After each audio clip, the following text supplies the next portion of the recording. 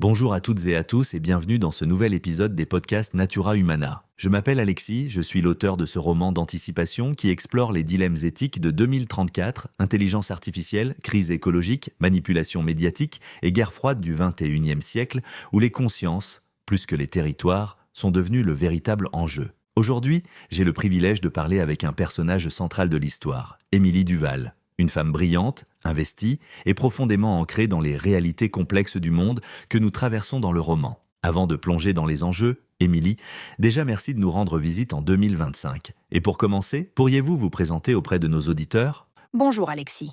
En 2034, je suis responsable d'une division scientifique de la CIA, plus précisément du Science and Technology Directorate.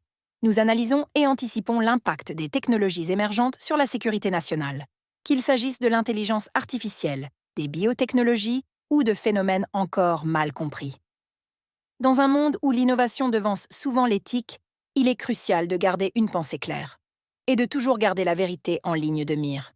Merci Émilie. Alors je vous propose d'aborder tout de suite les questions, sans dévoiler l'histoire du roman bien entendu. Dans un monde rempli d'incertitudes, entre sciences avancées et croyances, en des entités supérieures comme cette fameuse Confédération galactique, comment votre foi personnelle vous aide-t-elle à garder les pieds sur Terre ? La question suggère que vous me connaissiez bien. Bien sûr, je plaisante, Alexis. C'est vous qui avez créé mon personnage. Plus sérieusement, je dirais que ma foi n'est pas un refuge, mais un axe. Elle me donne une forme de stabilité dans un environnement où les repères se brouillent.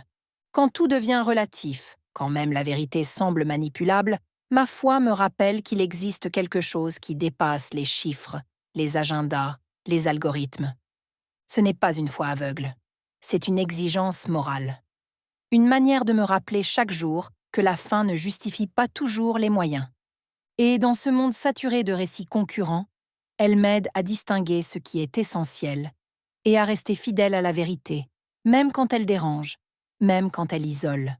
Très intéressant en effet, ce qui est une transition toute trouvée pour ma deuxième question. Lorsque vous découvrez que certaines alliances de pouvoir, y compris au sein même de votre hiérarchie, contredisent ce que vous pensiez défendre, comment cela influence-t-il votre boussole morale et votre manière d'exercer votre rôle à la CIA ? Est-ce que la vérité prime sur la loyauté ? C'est une ligne de crête permanente. On pourrait croire que la loyauté consiste toujours à suivre les ordres. Mais la loyauté, la vraie, c'est celle qu'on éprouve envers les valeurs, pas envers les structures ou les hommes.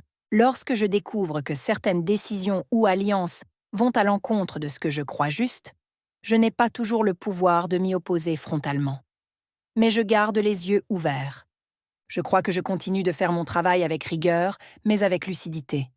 La vérité, même lorsqu'elle dérange, reste notre seule chance de ne pas devenir des rouages aveugles. Et si parfois elle oblige à désobéir, alors il faut avoir ce courage.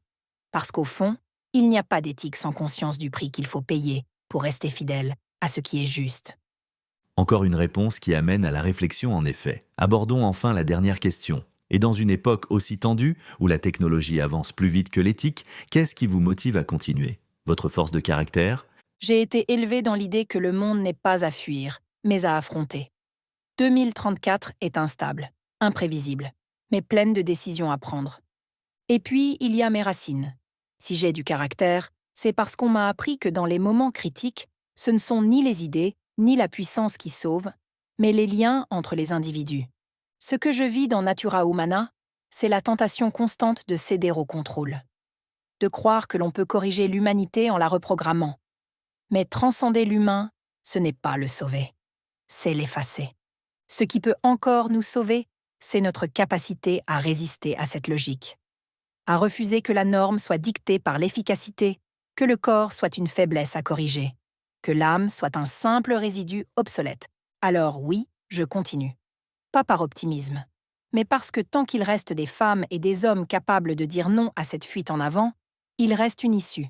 Une fois, mon grand-père m'a dit « Ce qui fait notre plus grande force, ce n'est pas ce qu'on peut améliorer en soi, mais c'est ce qu'on ne trahit pas. » Et je crois qu'il avait raison. Merci Émilie pour ces réponses passionnantes. Vos paroles résonnent avec cette tension centrale de Natura Humana. Comment garder son humanité quand tout pousse à l'abandonner ? Si vous avez été touché par les propos d'Émilie, par ses réflexions, je vous invite à découvrir Natura Humana, le roman. C'est plus qu'une fiction, c'est une manière de poser des questions, là où les réponses semblent se dérober. Vous y croiserez d'autres voix, scientifiques, activistes, stratèges, ingénieurs, IA, des femmes et des hommes confrontés à un basculement inévitable. Merci d'avoir écouté ce podcast.